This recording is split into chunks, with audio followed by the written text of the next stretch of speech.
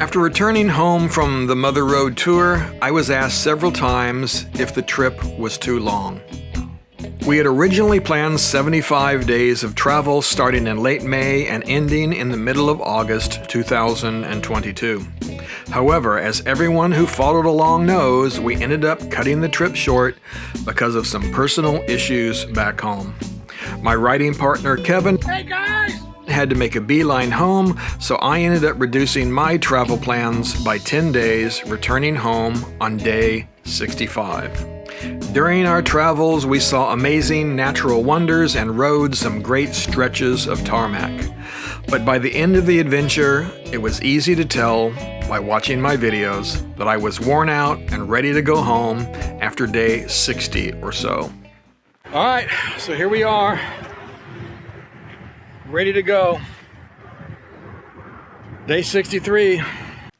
Being that I live near Boston, Massachusetts, the last few days of every trip are tough ones as I make my way through the more populated portions of the eastern United States. There are of course back road routes, but at the end of every long trip, I generally am not eager to add additional days, so I always end up jumping on the highway. I have remarked to my wife several times that it is a shame that every trip has to end with a high-speed wrestling match, but it is often that way as we make the final push towards home. When I pulled into the driveway at the end of the Mother Road, I was hot, tired, and pissed off. So at that time, it was easy to say that 65 days was too long. However, as I have had time to sit down, review, and digest the events of our 2022 travels, the answer to the question, was 65 days too long, gets more complicated.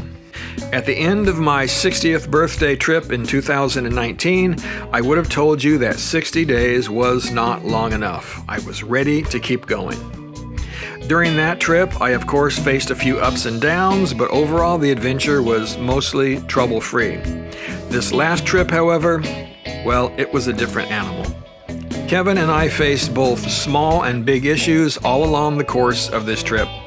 We had hotel booking issues, weather challenges, equipment failures, and of course the overheating problems with my effing BMW. We could have easily given up and thrown in the towel, but as I have mentioned before, that is just not the way I think most motorcyclists are built.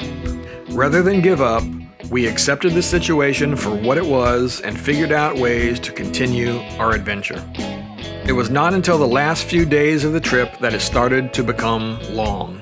And rather than a time frame, it was interstate traffic that started to make the trip less enjoyable. The last day heading home was the single worst day I have ever had on the bike.